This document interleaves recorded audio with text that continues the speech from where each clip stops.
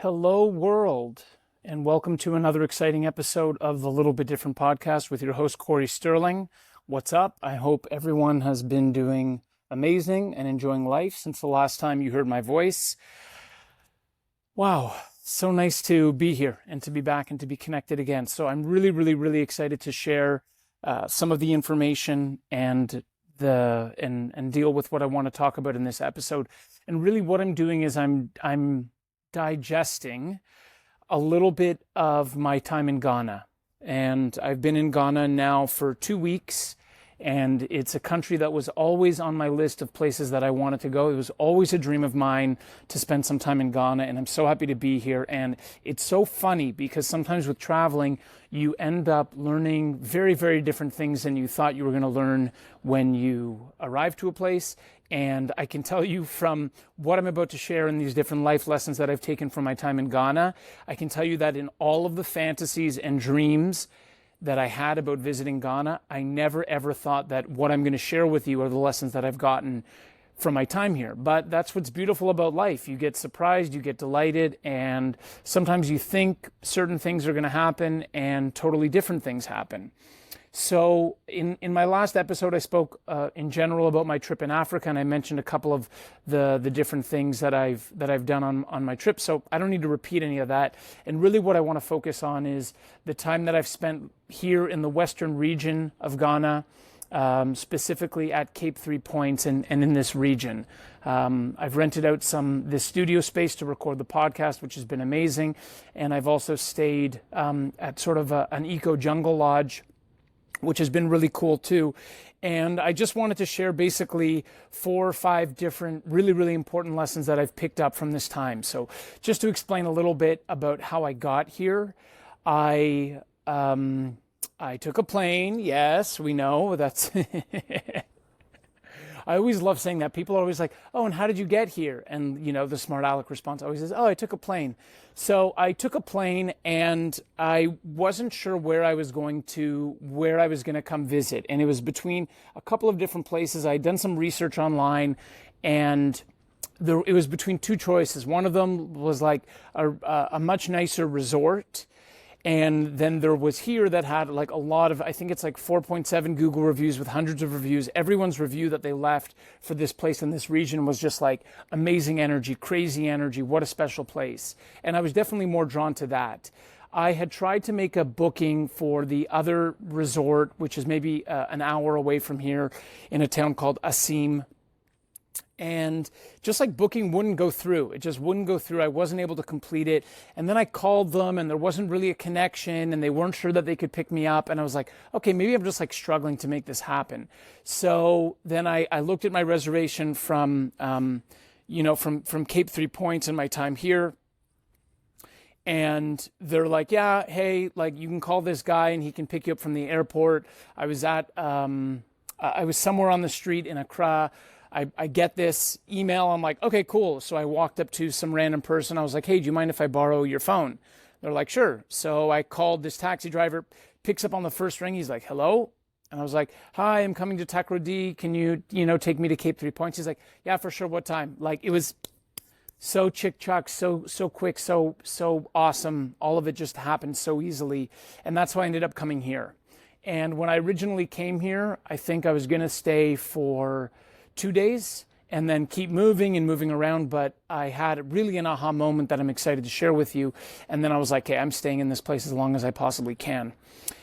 And what's been really wonderful about my time here at this eco lodge and living in the jungle and beside the beach is that for the first time in Africa, I've really been able to connect with myself in the sense that I really feel like I've been home. Like, I feel like I'm really in the right place. I feel super comfortable. And I think that's because I'm in nature, right? I spent all of my time here outdoors, and every night I watch the stars. Every night I go for a beach run. Every day I go for a beach run. Every morning I'm waking up with the sunrise. I can see the sunrise from the little tree house that I'm living in. I wake up, I go for a walk in the morning, I do my routine, and it's working so beautifully. But I really had such a special moment that I wanted to share. And that was when I arrived here. I got out of the taxi. I'd been in Accra for 5 days. I had gotten sick for a day. I wasn't in the best way. It's a super long, bumpy road. I mean, like, these are the roads are going through very, very, very rural Ghanaian villages. And so I'm not feeling, I'm a little bit not myself. I think that would be a fair statement. And I got here, and the first thing I did was I walked out to the beach, and there's no lights, and the sky is filled with stars, and I just had this aha moment where I was like, oh my God, what took me so long? What have I been doing? What has taken me so long to get back to nature, to be back in this environment? Because this is really where I thrive, and this is where I feel the best. And so many of the places I've lived in the last couple of years and traveled to have happened, it's just, there's one ingredient for me. It's being outside in beautiful nature. And that's been really great. But I've also learned some other important lessons that I want to share with you here. So the first thing is just like the importance of silence.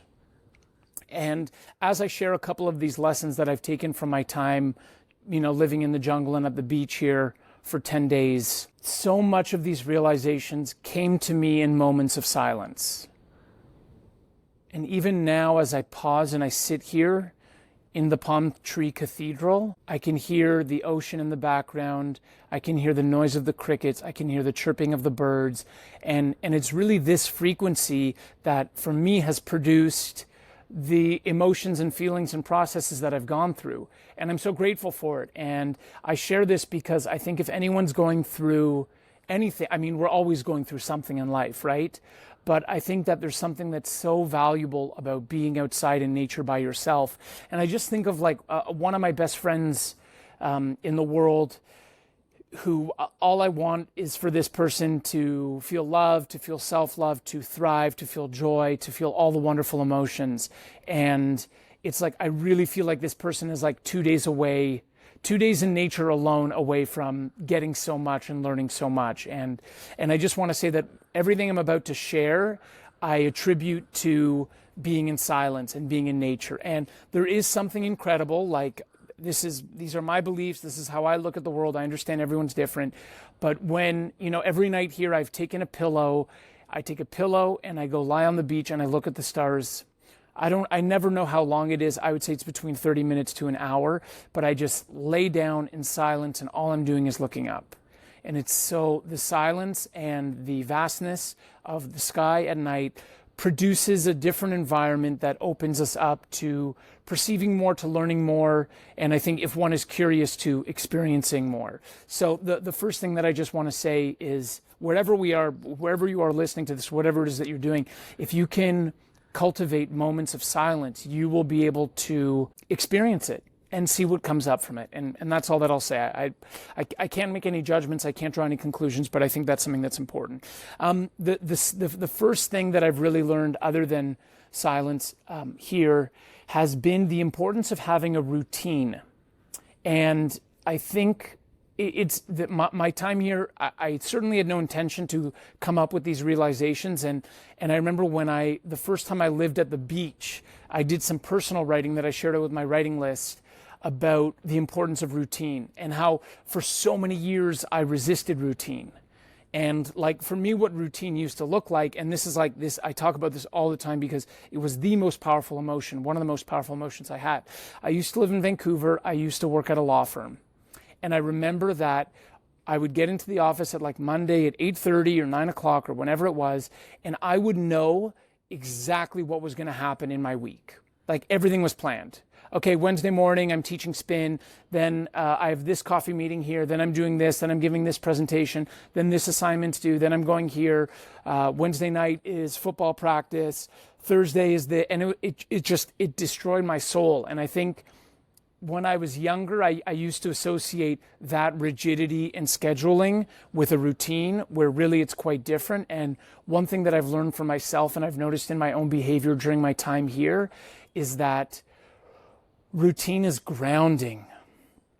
as someone who moves around a lot, who's in different countries and different places and always on the go, my daily habits and my ability to have a routine really enable me to thrive more than they do anything else. And they give me a semblance of home, and they help me make a home wherever it is that I am.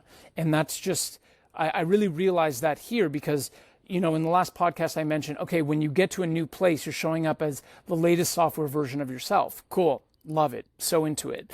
It was so interesting here when I arrived, noticing what habits and routine I made for myself. And then I'm just like, I was thinking about when I was in Brazil earlier this year, kite surfing. I'm like, I'm sort of living the exact same day, but just in a different way. I wake up, I have my meditation routine. I go for a walk on the beach. I have my mindfulness practices. I have my journaling. I have my writing. I have my studying. I have my taking notes. I'll work for a little bit. I'll do some exercise. I'll eat. I'll rest for a little bit. I'll work a little bit more. I'll exercise again. I'll have a moment of presence with the sunset. I'll eat again. I'll watch the stars. I'll go to sleep. And it's been so grounding. It's been remarkably grounding building that routine. And the only thing that I'll say, like everything I share, you try it on or not, you see what fits for you or not. And there's no right way to do anything and there's no wrong way to do anything. But what I will just say about routine is try it on for yourself. And the more things that you can include that are positive things for you. For example, for me, going for a run, always something positive. Lifting weights, always positive. Stretching, always positive. Meditation, always positive. Intermittent fasting, mostly always positive. Journaling, always positive. Reading, always positive. Writing thank you notes or gratitude notes or surprising a friend with a phone call, always positive. So we have our routines, we have our obligations, and all of that's very real. But the more that you can build a routine with things that you love doing, the better you'll feel and the more productive you'll be. The next lesson, and oh man, there's so much, it's so real. So I'm just going to say what it is. The real next lesson that I learned is a lesson that I keep learning. And I think that I'm always going to be flirting with and studying with and coming back to in my life. And that is be here now. Be here now. My friend Evan Malik has a song, Be Here Now, which I love. Mason Jennings also has an awesome song called Be Here Now, which I love. And Be Here Now has really been an amazing tool and reminder for me over these past 10 days. And I want to share specifically how. So Accra was difficult. I'm not used to being in big cities. The culture was phenomenal. The museums were amazing. I loved all of it. But it's not my frequency. I'm not very, very good in cities and zooming around from one place to the other and all these sorts of things. And I'm heading to Bali at the end of the month. At the end of January, I fly to Bali from Rwanda. And from the 22nd to the 29th, I'm going to be in Rwanda and Uganda with my friend Michiel. And he and I are going to go trek and see chimpanzees and see gorillas. And it's his life dream, and he's an awesome new friend. So I'm so stoked to do that with him. And what I noticed is when I came here and when I came to the beach, I was constantly thinking about the future. And I was like, okay, Cory, just get through these, 2 weeks that you're going to be at the beach in Ghana, just get through it. And then you'll see Michiel, and then you'll be in Bali. And I would say probably the first 2 hours that I was here, because the environment here is very different, right? So there's no flushing toilets, there's no showers, there's no shampoo. It's very, very rustic. It's very real. There's no amenities. There's a tiny fan. There's no air conditioning. You don't really get a towel. You get this light little wipe that dries quickly. Yeah, it's just not. It's not what I'm used to. I'm used to being comfortable and having everything that I want, and being super comfortable and whatever you can imagine. I'm used to not really living so closely connected with nature as I am here. So at first I got here and I was like, okay, Cory, this is my mind. Just get through it, man, and get through it, and then soon you'll be there. Soon you'll meet up with Michiel, and you guys will have a great trip. And then after that, you're going to be in Bali doing your Yin Yoga teacher training. So just get through these days. And I think it was at the same time I'm reading Eckhart Tolle's A New Earth, which was given to me by my friend Adi, and I actually just finished it today, and so much of what I share in this episode is attributed to that book. So if you feel so called to pick it up, I thought it was phenomenal. And then maybe it was like the first morning that I woke up, I could see the sunrise from where I'm staying.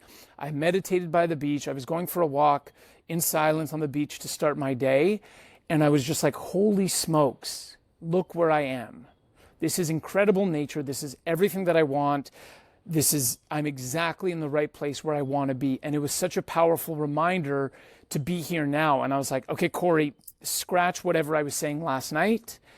And, it's not about getting through these days so that I go to some future idea of what I have of something.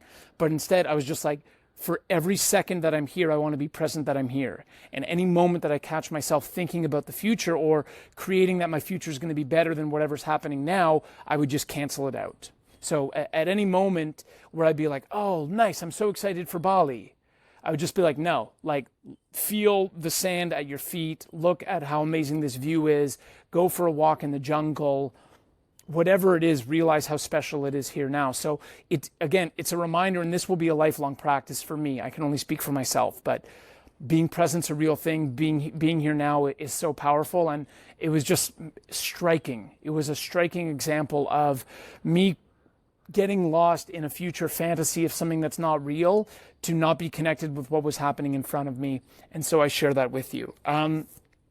This next point sort of jumps off of this and is connected, and it comes back to a story that I had at the end of 2023 when I was speaking to my friend Simon Pelland. So my friend Simon, he's a client of mine. We were buddies. We both taught group fitness at Equinox, and he has started an amazing coaching business called Fear Over Love Coaching. Love Over Fear, sorry. Oh, man. I don't edit these, so I can't edit that out. But it's called Love Over Fear Coaching. And he's a personal coach of mine. And he's like really someone I can rely on and that I trust to really help point me in the right direction. And he and I were talking about something. I think we were talking about my intentions for Bali. And then we were like, and I was like, yeah, and soon I'm heading to Africa. And he's like, oh, so we started talking, what's your itinerary? Oh, I'm going to go to Mozambique. Then I'm going to go to Zambia, and then I'm planning to go to Kenya. At this time, this is before the whole visa thing. And he's like, oh, so cool, like amazing. My wife and I, we did our honeymoon in Namibia and Botswana, and it was incredible, and it was such an amazing trip. And I remember I said to him, I was like, yeah, like that sounds like an awesome trip, but I would probably, and he was saying how they rented a van and drove around in the van and did all of that. And he shares that with me, and I remember, and I said this out loud, and I said, oh, like, yeah, I totally get that, but I think I would only do that sort of trip if I was in a relationship. And he paused, and in a very, very, like, the way that your coach says it, he's like, oh, like, I always just, anyone can do that. Anyone can do that. And it was a moment that really, really stuck with me. And in the silence of the time that I've spent here in Ghana by the beach, it keeps coming up and playing for me. And what I realize is everything in life is happening now. This is building off the last point. I'm sorry if it's, repetitive, but there's a different element to it. And everything's happening now, and we're ready for everything now. Like I'm complete, I'm whole now. And there's, to me, the idea in hindsight, when I look back on it, that, oh, I'll only be able to enjoy something if I have this, right? If I have a partner, then I'll only be able to really enjoy this. And I'm sure what I'm about to say resonates with a lot of people. When you think about your business and you think about how much money you're making, you think, oh, if only I had X more dollars, then I would finally be able to do this. And I'll share personally.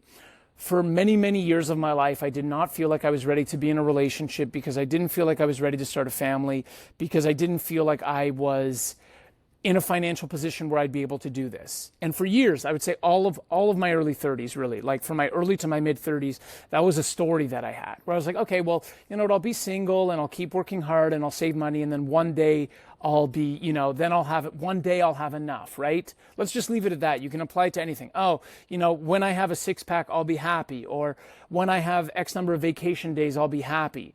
And it just, that one moment just came up so strongly for me, remembering that I said that. And I definitely wasn't embarrassed that I said it, but it really made me think. And because I just had so much time, it was sort of like a comment that I said once, and he didn't like, if I asked Simon about it, he probably won't even remember that I said that. But for me, it was something that just kept coming up when I would be in silence. And I was like, why do I think that I need something in order to have something else? Like I can have it now. And it's just been really, really powerful. And it's something that stuck with me. That's just it's inspiring me to say yes to everything in my life that I want to say yes to, and realizing that I have everything now, that I'm complete right now as I am. And also I'm 38 years old. It's like life is going. I'm probably, God willing, I'm at the halfway point of my life. So this whole idea of like, when I have this, I'll be happy, or when I do this, or once I have this, then I'll do that. To me, it's just like, it's such a fallacy. It's such an illusion. And really, during my time here and the thoughts that I've had here, it's been so clear, and I've been so able to see through that and look through that. The next thing, and really I understand that the past three things all, sort of turn on being present. And cool, that that's where I am today. That's what I'm sharing. So I want to share something else that's also important to me. And so one of the things that I've been listening to lately, I love Wayne Dyer, Dr. Wayne Dyer. So if you don't know this about me, and I'm sure you do because I've probably spoken about it a lot, I listen to Jordan Peterson all the time. I listen to Jocko Willink a lot of the time. I listen to Esther Hicks. I listen to Eckhart Tolle. I listen to Dr. Wayne Dyer. I listen to Bob Proctor. Like, these are the different voices that I have in my head during the day, especially when I wake up. I also, during this time, I listened to a great podcast with Theo Vaughn, who I love, and Tony Robbins, which I thought was so good, and it was so funny. There's such a funny part of it where Tony, Theo is awesome, and he's being very much himself and just like sharing about his struggles in life and what he's going through. And Tony Robbins has an answer for everything. He's like, yeah, well, like, it's only 4 things. And the podcast is 2 hours long. So the first time he's like, oh, well, it's only 4 things. And then he's like, oh, then there's 3 things. And then there's 5 things. And then, like, near the end of it, Theo says something and is being very vulnerable and honest, and it's awesome. And Tony Robbins is like, yeah, like, there's only 4 things. And Theo just stops him. He's like, man, I really like you, but you got a lot of things. And it made me laugh so hard. I was lying in bed just thinking about that line, laughing. Coming back to what I was sharing. So, one of the things that I downloaded and that I've been listening to on my morning walks is Dr. Wayne Dyer talking about something. And he talks about falling in love with your future self, or falling in love with your future. So, okay, imagining what you want and visualizing and all these sorts of things. And it's okay, cool. Like, I do it. For me, it's very easy. I'm very clear on what my goals are. I'm very clear on the life that I want to live and what it looks like. So I'm totally able to do that. And then I just was like, okay, fall in love with your future self, great. And I was like thinking, and like, I would, during the day, okay, I'm working, I take a break. Oh, like, why don't I just daydream? Esther Hicks always promotes daydreaming as well. Why don't I daydream and think about something in the future and what it'll be? And then one of the nights I was lying down in watching the stars, and I thought to myself, I was like, fall in love with your future self. And I was like, fuck it, man. Like, fall in love with your present self. And the moment I said that, there was a massive shooting star that just went totally right across the sky. And for me, that's always a sign. So what happened this past summer, I lived in Antwerp in Belgium with my buddy John. We rented a flat. I was going to say the street name, but I already forget the street name.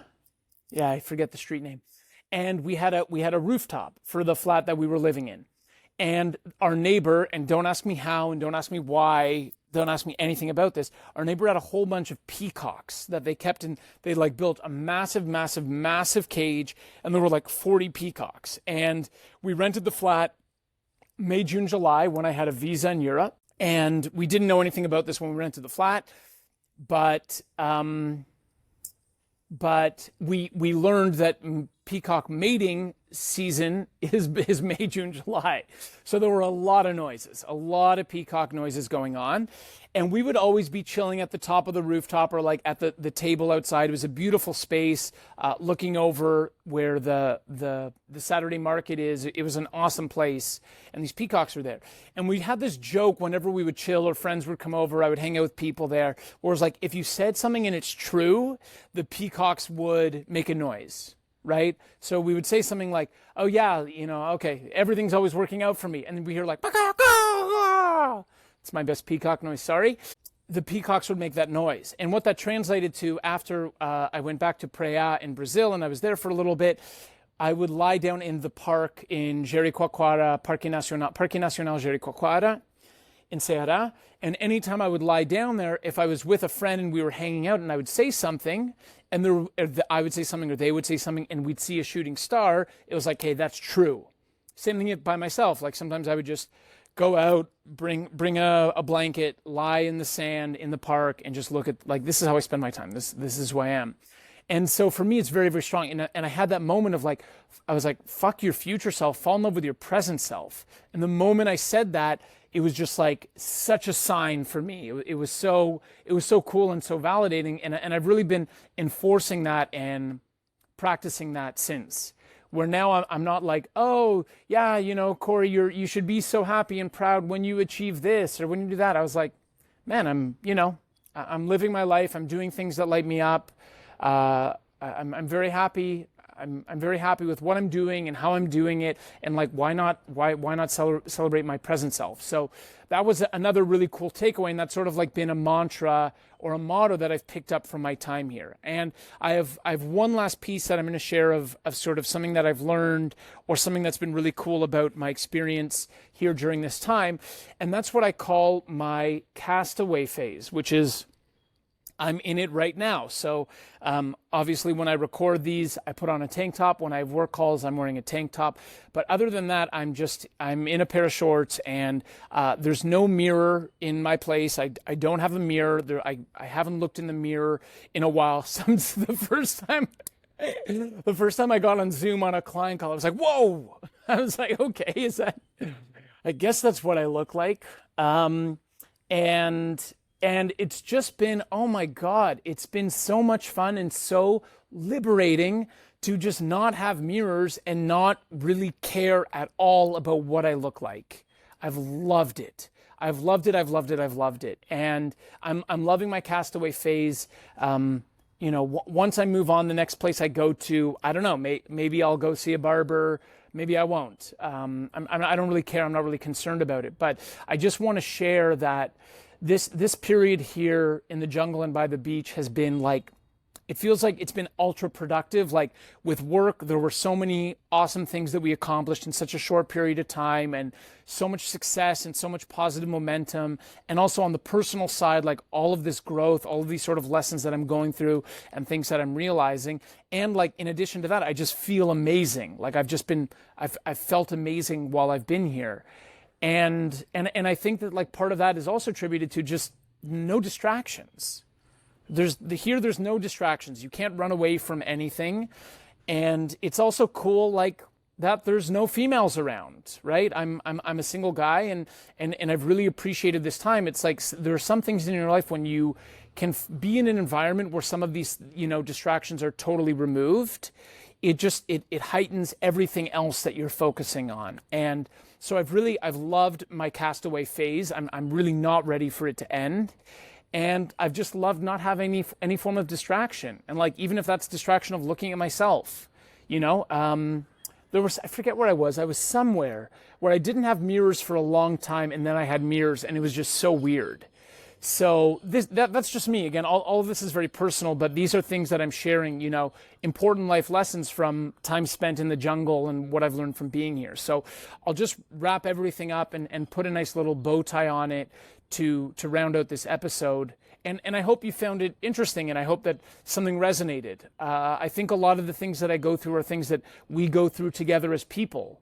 And I feel very lucky that I'm in an environment where I'm able to tap into this stuff and feel these things in a certain way. And I hope that it's been helpful in sharing it. So, that's my intention. My intention is like, hey, this is, I was in a very remote, isolated environment for 10 days, and this is what came from it. So just to summarize all of the points again and wrap everything up. One is that I believe that the silence of nature contributed to my being able to have these experiences and draw these realizations. And I'm really grateful for that. And it encourages me, to have more moments of silence and just being in nature uninterrupted. So that's one thing. The second is, during this time, I've really learned about the power of routine and how, for me as someone who's always on the go, what I've realized is routine is what grounds me and helps me feel like anywhere I am is my home. And my encouragement to you is fill your routine with things that you love, the things that light you up. It's, not every single day that I work am I like, yeah, I'm so excited to do all of this work today. I would say the majority of the time I am, like probably it's a Pareto 80-20 for me, that 80% of the time I love it, 20%. But I'm not saying, there are things we have to do in our life. And so let's do those things, but also as best as possible, make sure that you're including things that you love into your routine. That's so important. Be here now, this idea that I had where I was like, okay, just get through this time and the future will be better. And scaling that back to be like, no, man, this is your time to be here in this place. Enjoy it right now. Enjoy this present moment. And that was my trigger to constantly come back to the present moment. And no matter what sort of escapism my mind was looking for, to just come back being right here. I was like, dude, this is your time to be in the jungle in Ghana. Be here right now. Just be here now. Also, in addition to that, this whole idea of live your life now.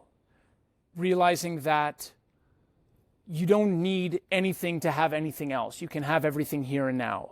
You're not going to be happier when you get to that future moment, or when you think, oh, once I have this, then I'll be able to do that. I promise you that once you have this, you're just going to want something else, and there's going to be another reason. So in the most compassionate, self-loving way possible, realize that you're complete right now. You're not missing anything, and that you have everything, and you can create whatever it is that you want. You can bring whatever it is that you want to. Also, this notion of fall in love with your present self, right? Just this switch that I had when I saw the stars, going from falling in love with my future self to falling in love with my present self. Because what I'm creating now in my present self is what will manifest in my future self. So why not love the person who I am today, with my faults, with my regressions, with my mistakes? None of this means that we're not human. It just means that we're falling in love with our present selves and our present life. And then lastly is just shout out to Castaway Phase. I'm all about it. I'm just going to look in the future in my life. I'm just going to look for more opportunities to be in castaway mode, to just not look in the mirror, not see what my facial hair looks like. I've been using soap. Yes, I have been using soap while I'm here, but just swimming twice a day and working out twice a day and taking showers out of a bucket and walking around in a pair of shorts, that has really been my way to do it here. So I hope that this has been enjoyable for you. I'm continuing to live a different life in different places and to do things differently, which is what this podcast is all about. And as a final reminder to all of you, wherever you are in the world, I love you. Hope you're having fun. Be yourself, love yourself, and stay different.